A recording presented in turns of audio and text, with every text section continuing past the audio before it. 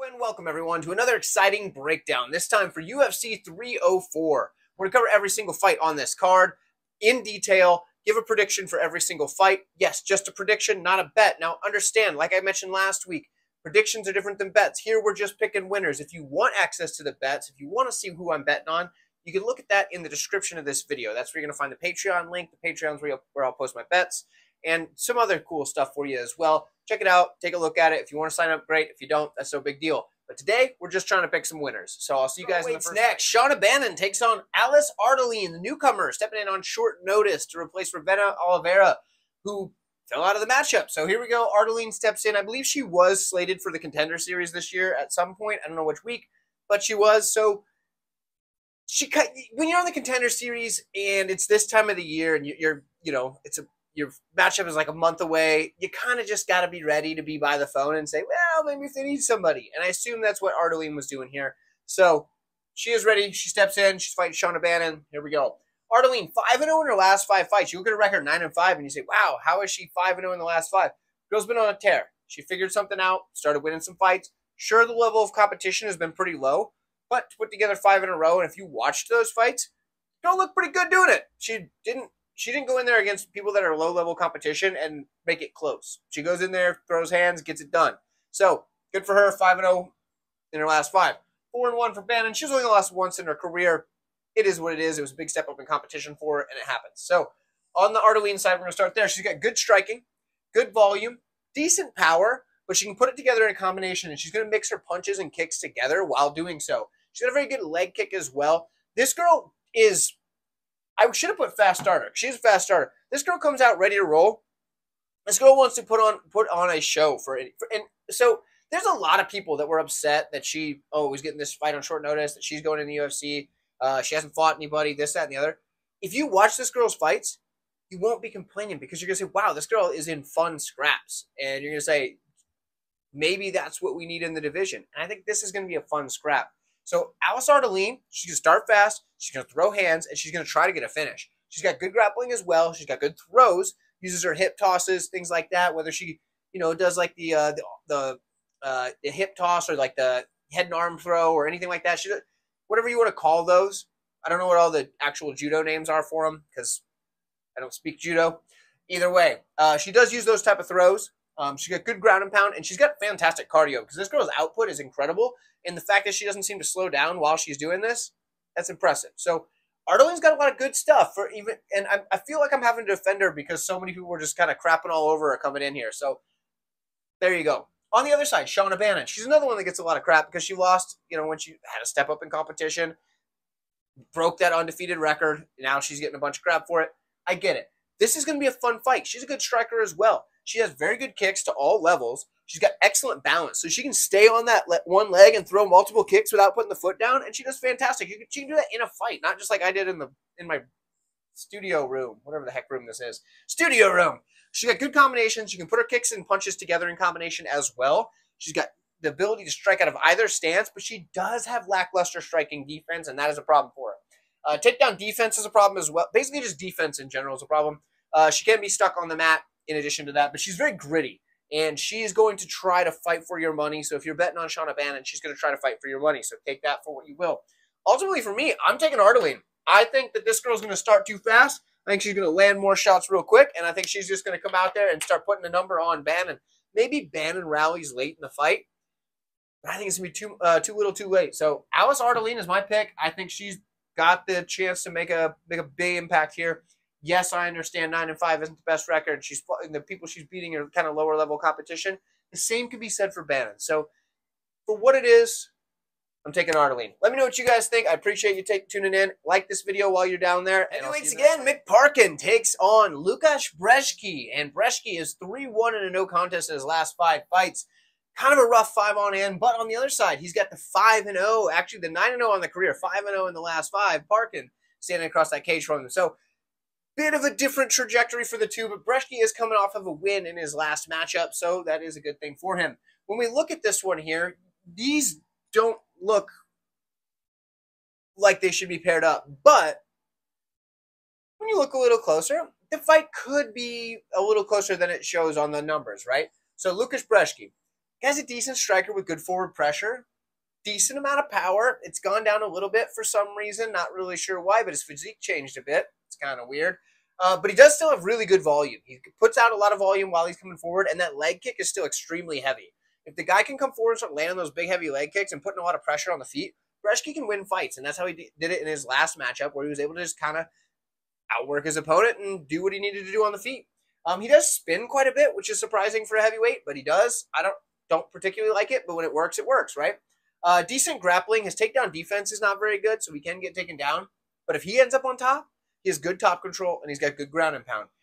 He's kind of the prototypical good hammer, poor nail, and that's going to be a problem for him because Mick Parkin is a very good grappler with good top control and good ground and pound. But the problem is he does have to muscle his takedowns a bit. Now, do I think you can get a guy like Brezeski down? I do think he can.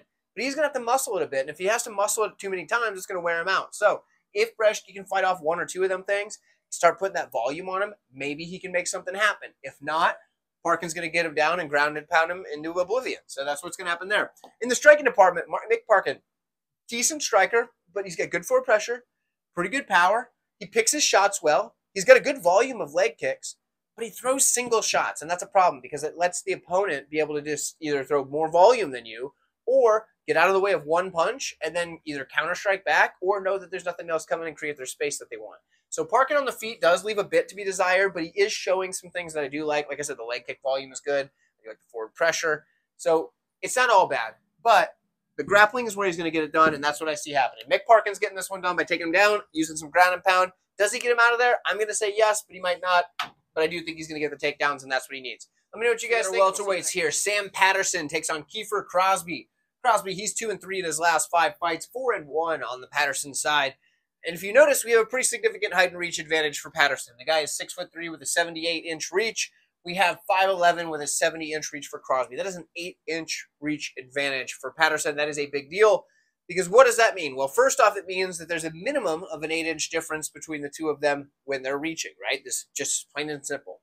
But what it also means is that Sam Patterson can hit Kiefer Crosby before Kiefer Crosby can hit Sam Patterson. That is why it's important. So when we break this down, we got to take that into account. We got to look at that even when we're breaking down things, they're not rated evenly, right? If both guys have the same volume and the same power and the same this and that, which they don't, but if they did, the reach advantage is going to make it so Patterson's land first. That's just what you got to look at. For Crosby, dude's a good striker. He's got good volume, and he's got very good power. He's got a good leg kick as well.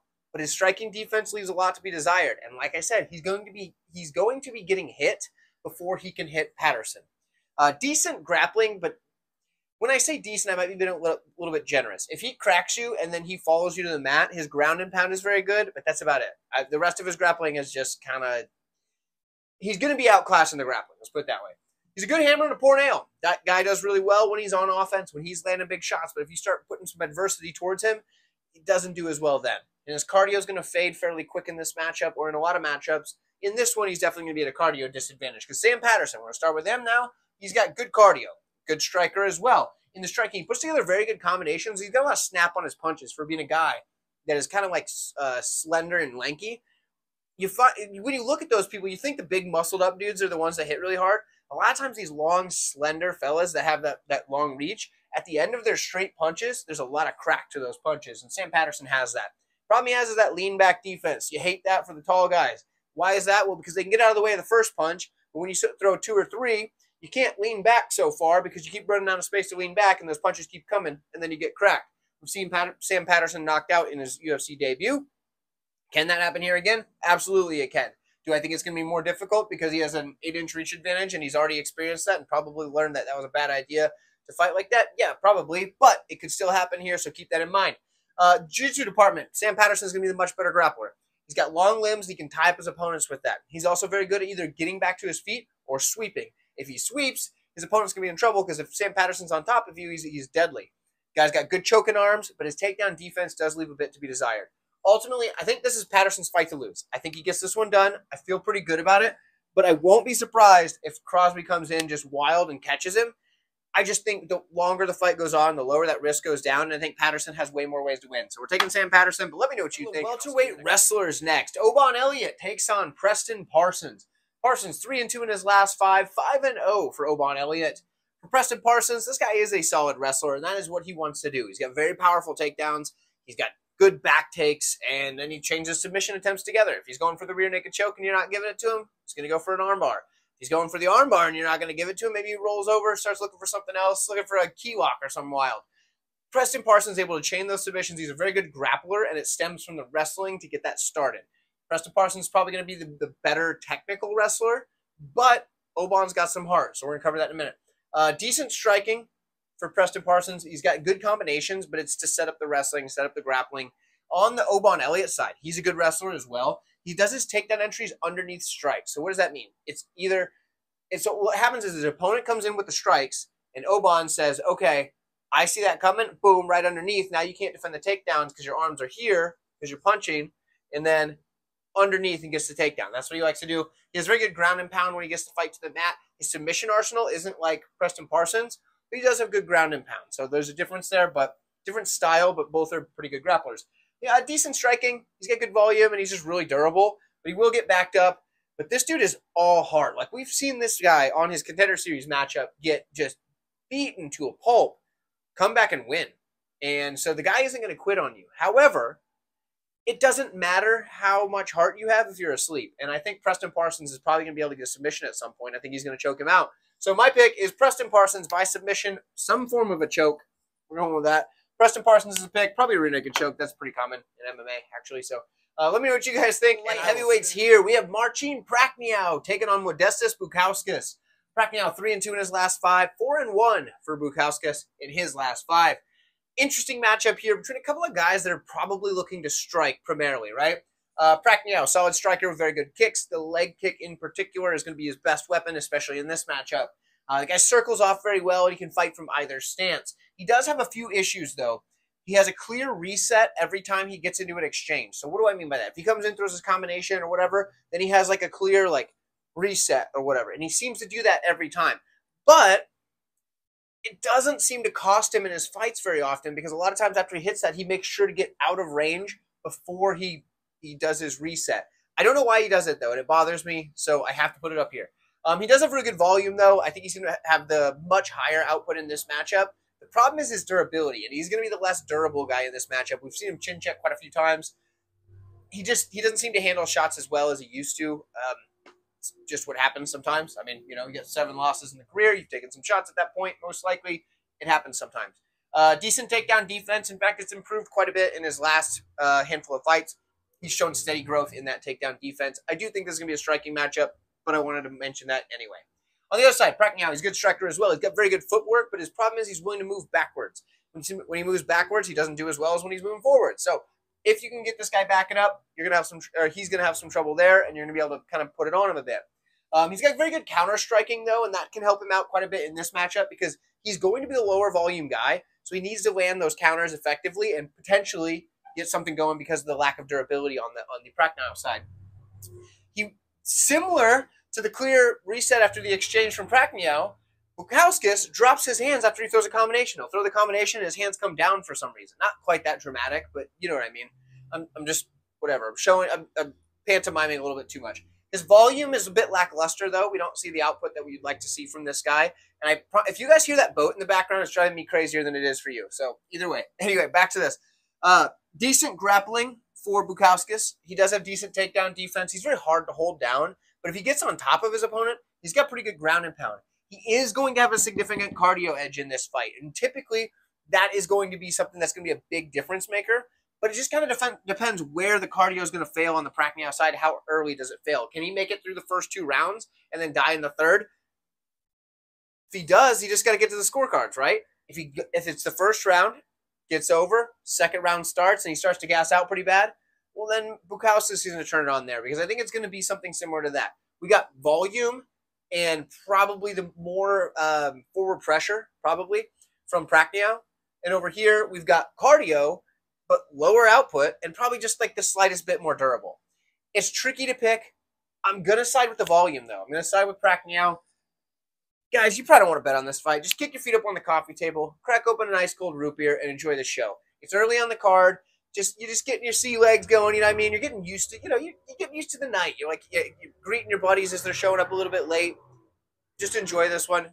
Let's break down the next fight. That's gonna be a little bit more fun to break down. Jake Hadley steps in on short notice up to bantamweight to take on Colin Loughran after his original opponent has fallen off this card. Jake Hadley, being the hometown guy, steps in. Convenient location for him. Makes sense. Going up a weight class. He's a fairly big flyweight, so it makes sense.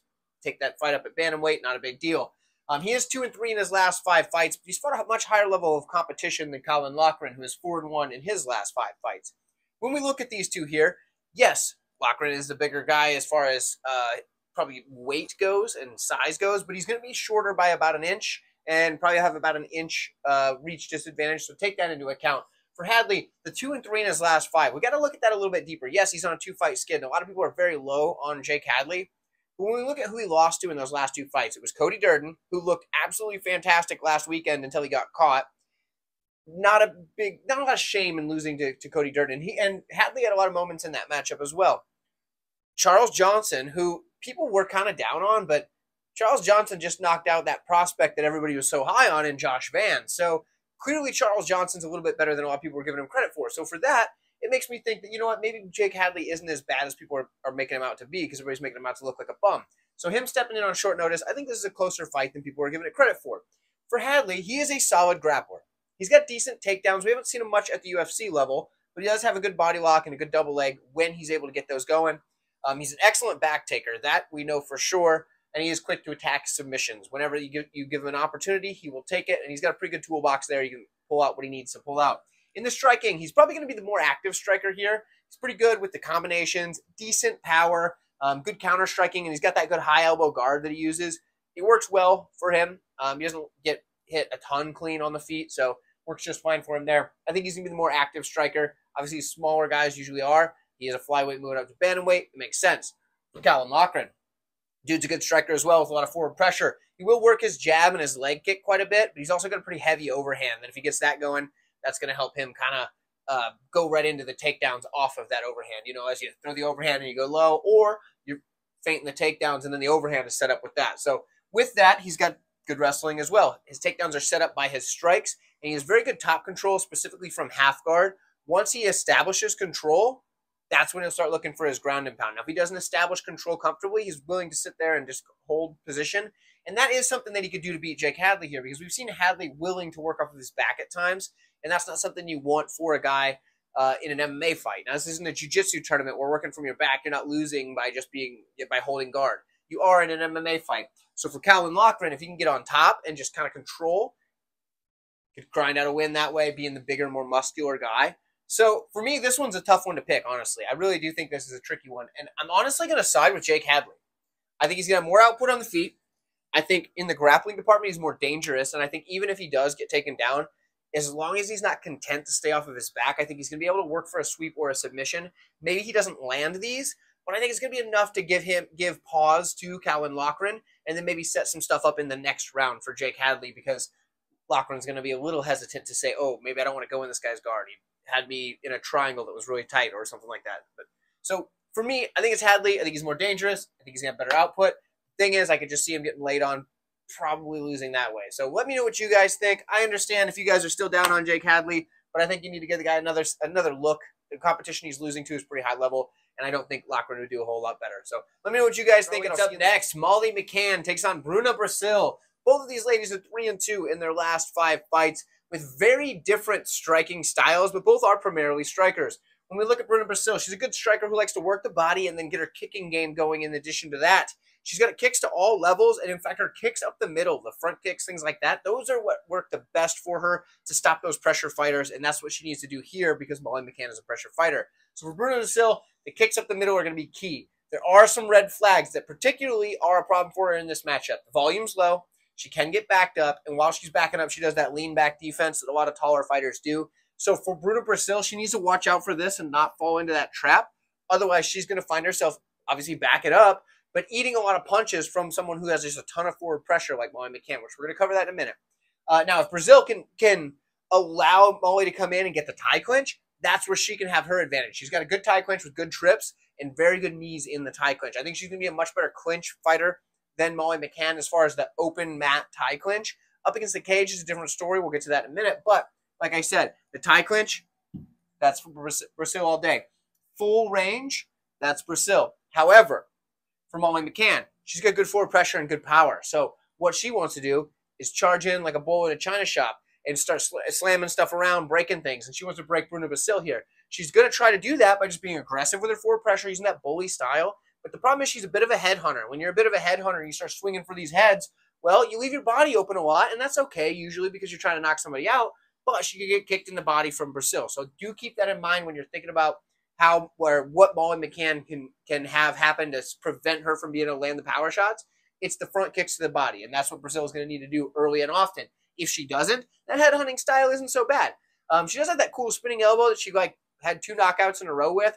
I put it as a pro and a con because it seemed like she really wanted to hit that again after that. And if you start trying to pick your finishes, you can end up just losing fights because of it. So it is a good move to have in the back pocket. Obviously, she knows how to use it. She's got 2 knockouts with it, but it can be a detriment if you don't use it properly. Now, decent grappling. The reason I said clinching up against the cage is going to favor McCann. She has good takedowns up against the cage. Once it gets there, she starts coming in with the big shots, and then she's like, all right, changing levels, drop you to the ground, and then goes to the ground and pound. And she does have very powerful ground and pound. So that's why the cage clinch is going to be different than the open mat Thai-style clinch. So for me, this is a good fight with a couple of different options for both of them. But realistically, for me, I think Molly McCann is able to implement her game more than Bruna Brasil is able to implement hers. Hers. So give me the meatball. We're going Molly McCann. I think she gets this one done with the forward pressure, big, powerful shots. I don't know that she gets a finish. Maybe she does. If there is a finish, it's either a body kick finish from Brasil or a big, brutal knockout from Molly McCann, maybe a ground and pound knockout from Molly McCann. So it's possible. We're taking Molly McCann by decision, though. Let me know what you guys think, and I'll see you featherweight. Nathaniel Wood takes on Daniel Pineda. Wood is 3-2 in his last 5, 2-2 in a no contest for Pineda. Pineda's an interesting case. The guy's like 38 years old at 145 pounds. That is definitely not something you normally see. But the dude is still incredibly dangerous, right? Let's break down his skills first, and we'll get into why this guy is so dangerous. First off, good grappler. Pretty darn good takedowns. His submission arsenal is insane. This dude he's a very, very slick submission artist. The reason I only gave him a good rating instead of just like a higher rating or whatever is because he can only do it for a round. After that, he's toast. But he is incredibly slick for that first round. Very good ground and pound, very good submissions, all this stuff. If he gets a hold of you on the ground in the first round, you're in some serious trouble. Striking's decent as well because he has the grappling threat, opens up the hands, and he's got very good power. This dude is an absolute finisher. He's kill or be killed, starts fast, but his cardio drops off a cliff. How many people do you know that have 28 wins and all 28 of them are finishes? He's done this in the UFC, obviously, PFL, some of the higher level promotions throughout the world. Daniel Pineda is a very dangerous guy, even at 38 years old. And if this guy gets a hold of Nathaniel Wood early in the fight, he could definitely snatch something up. But we look at Nathaniel Wood. This is a very complete fighter. Yes, he's small for featherweight, but he's a complete fighter. He's a very good grappler. He's got a very good sprawl. So if takedowns are coming from Pineda, as long as Nathaniel Wood doesn't shoot his own takedown and make a mistake, the sprawl is there. He does mix in takedowns, and he does have good trips. I do like that, but I hope he doesn't use those until the second round. He's got good top control. He's very opportunistic in his submission attempts as well. He's very quick on chokes in particular. In the striking, dude's a very good striker. He's just solid, I would say. Good leg kick, incredibly fast hands. He's accurate, and you can put all that together in combinations. One thing I do like here is he's got a good high guard, and he's going to need that because the power of Pineda is going to be coming forward and launching bombs from the start of the fight. I have to go with Nathaniel Wood because he's the better fighter. I'm not going to bet Nathaniel Wood. I'm staying away from that. And the reason why is because I think Daniel Pineda is incredibly dangerous, and Nathaniel Wood is a very big favorite in this matchup. Yes, I think he wins. I don't think it's worth the bet. So let me know what you guys think. I'd love to hear from you guys. Time clash of styles here in the flyweight division. Manel Kape takes on Mokaev. This is interesting, right? Because Manel Kape, by far the better striker. Mokaev, by far the better wrestler. This is going to be an interesting fight between these two, right? Mokaev, 5-0 in his last 5 because he's 11-0 in the career. 4-1 in the last 5 for Kape. The guy's had a much longer fight career.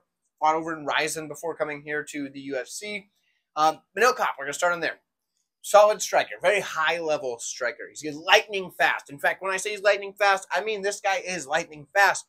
If you time this guy next to a lightning bolt and he's throwing a punch or a kick, I bet you it's the same speed.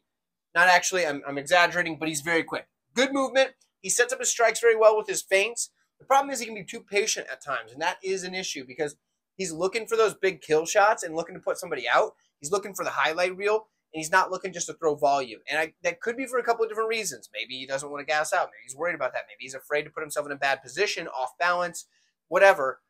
But he's looking for those spots. And I understand because when he lands them, puts people out. He sets people up with his feints. He gets them with a big shot, flying knees, kicks, punches, combination, whatever. But he doesn't do it as often as you'd like to see for him to win minutes consistently. In the wrestling, he does have decent wrestling. He can mix in his own takedowns when he needs to. Very good cage push, and from there he can drive some solid knees into the body. So I do like that from him. But he's fighting a guy that is much better wrestler because Mokaev, he has a variety of takedowns that he's going to use. He's got very good volume on those takedowns. And he's going to stick to his wrestling game plan, which is important in this matchup because guys that get sucked into striking with Manel don't usually have a ton of success. However, you don't have to worry about Mokaev doing that. He also is very good at looking for those chokes. The one thing I will say, I meant to write it up there, I just somehow forgot. He does struggle to hold his opponents down. They do get back up pretty quickly, or after they start working for their position, start working their way back to the feet, scoot over to the cage, whatever they need to do. But they do get back up to their feet, and he does have to re-get them to the mat. But he does stick to it, like I said. He's got a good choke arsenal, so he can finish the fight there, or he can go for a decision. He has decent striking. I know everybody's going to say, oh, his striking's trash. His kicks at range are pretty good, and he does have a decent blitz when he needs it because of the threat of the wrestling. So get mad at me in the comments all you want. It's like when everybody said, oh, when I said Jimmy Flick had decent kicks. He does. Go watch any of his fights where he's throwing his kicks. When he's out at range and he throws these kicks, they're pretty good kicks. Fight me over it in the comments. I don't care. Point is, he has decent kicks at range, and he's got a decent blitz. I'm not saying his striking's fantastic. He's the worst striker here by a mile. But even people who aren't the best strikers can have good qualities in their striking. So that's what I'm pointing out. Anyway, in this matchup here, I think what happens is we get Mokaev win either by decision or disqualification. Why do I say that? Well, he's going to stick to his wrestling. What is he going to do? He's going to start shooting takedowns on Manel Kape. Kape's going to be stuck up against the cage at times. He's going to be frustrated. He's going to have to get back to his feet when he gets taken down, and he's going to be annoyed. And I think at some point, we could definitely see, well, obviously we could see a decision, or we could see Manel Kape get frustrated with this, try to time a knee. And when he goes to time that knee, he hits a downed opponent, knocks Mokaev out cold. But because it clearly resulted in a knockout off of a knee, it's going to be a DQ. I could see that happening because Kape's not exactly the most level-headed guy. You see him kind of lash out at times. I can see him getting frustrated and saying, screw it, I don't care if this guy's down or not. Or like, if he can get his knees to the ground first, cool. But if not, I'm going to try and hit him. Something like that. So I could see a DQ. If we get a DQ, come back here, say you heard it here first. I don't know if that's, I don't think you should play that. But what I'm saying is I'm taking Mokaev, probably by decision, potentially by DQ. Let me know what you guys think. I'd love to hear from you. Featherweight Arnold Allen takes on Giga Chikadze. 4-1 in the last 5 for Chikadze, 3-2 for Arnold Allen. When we look at Giga Chikadze, the guy is a solid striker with excellent kicks. You can put him to all levels, but the body kick, that Giga kick, is his most deadly weapon, and that is what he's going to want to try to land here. He can strike out of either stance. He does a good job there, puts together combinations, feints very well, counter-striking is there. But the problem that Giga has is he doesn't do super well when he's crowded. And we all know his grappling is kind of a weak spot, but, in the striking, he doesn't do well when he's crowded. When we look at Arnold Allen, dude's a solid striker as well. Different style, but he's got good counters, good power. He's going to work the body. He's got that high elbow guard. He also uses the jab quite a bit, and that's something that I really do like to see. With his jab, he's going to bait his opponents into throwing something and then counter-strike him with a big power shot. He also does a lot of flurries when his opponents are hurt. So if he lands one of those power shots, gets you backing up or whatever, that's when he's going to come forward with the flurry. Another thing, I didn't write it up here.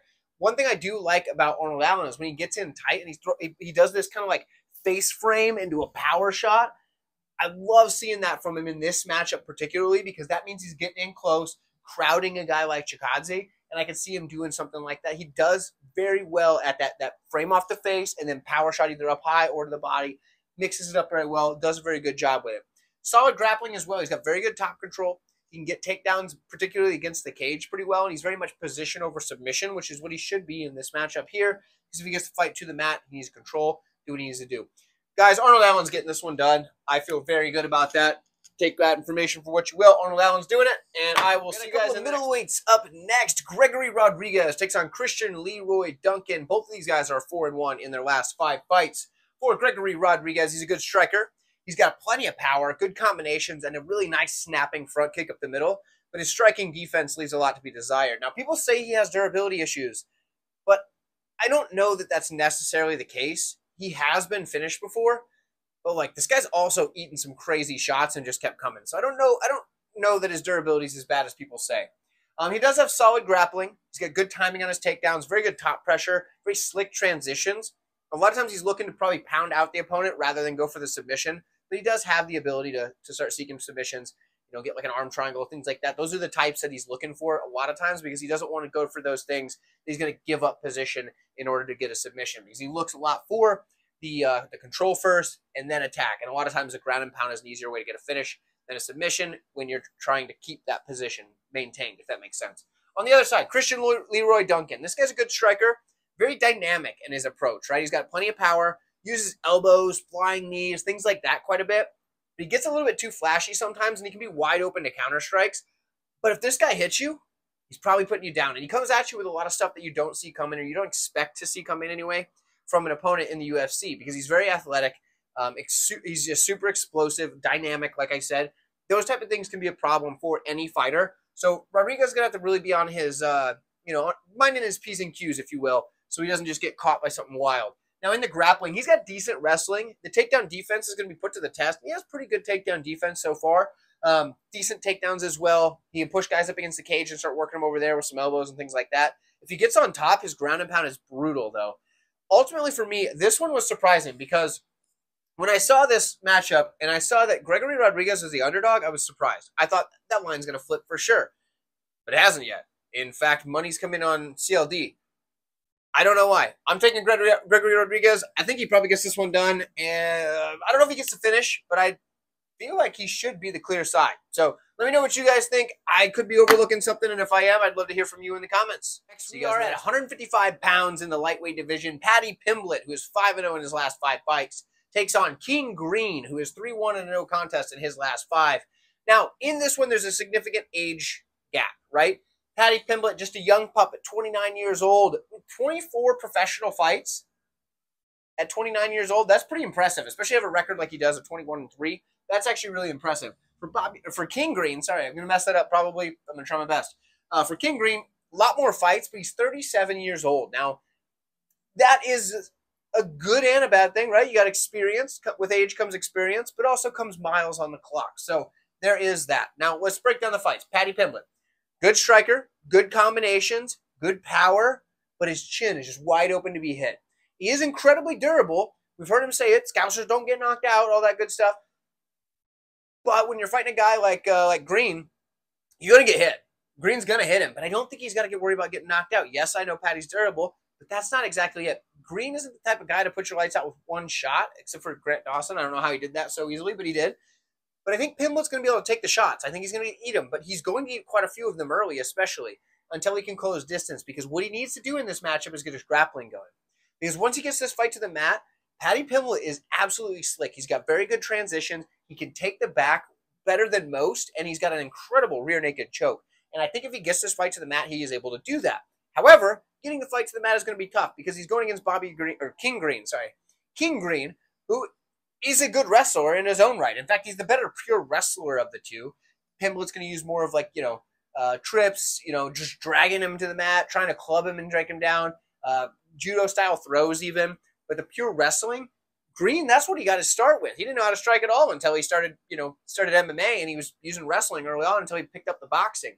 Now, he's got a good sprawl, which doesn't do a ton to like a judo throw, so there's that. But in fact, probably nothing whatsoever. I've never tried. I don't think it doesn't make any sense. But he's got good scrambles, and if he can, get thrown maybe with one of those tosses that Paddy Pimblett's going to be looking for, and then quickly scramble back to his feet, it's going to frustrate Paddy. On the feet, Green is the better striker. He's going to be able to land volume. He's got good head movement. Uses that shoulder roll tons of volume, tons of punches coming from odd angles. Problem is, he has his hands low, and Lou Betcha pointed this out to me, and I can't unsee it because every time I watch him fight now, I see it.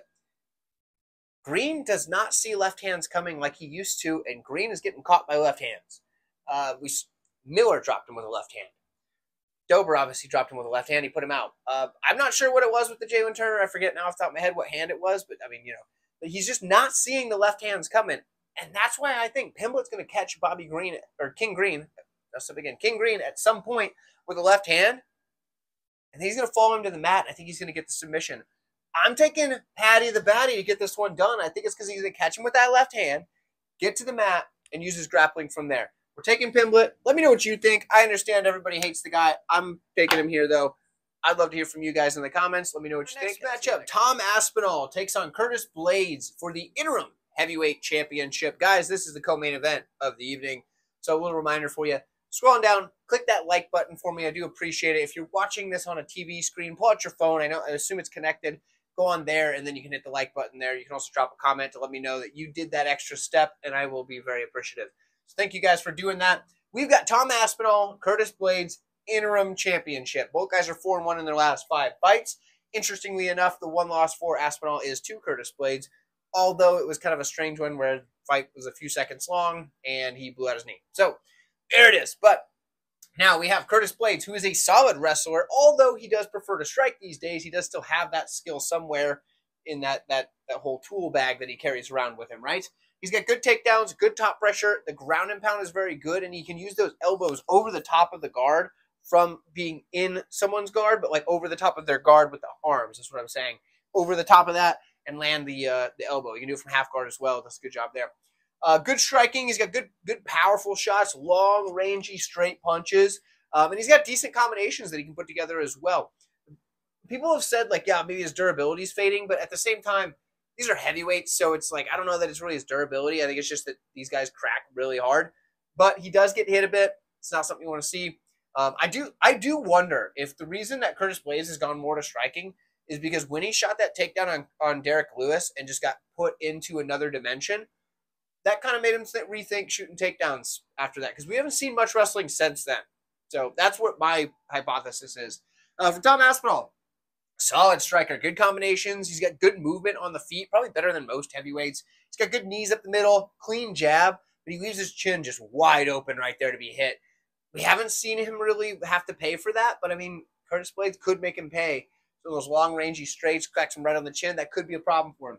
He's got solid grappling as well, very accurate with the ground and pound. He works to advance his position. He's got very good top control from there. He'll also look for the submission once he gets that position established. Ultimately, for me, I think Aspinall is the better fighter. I've got to take Tom Aspinall over Curtis Blades.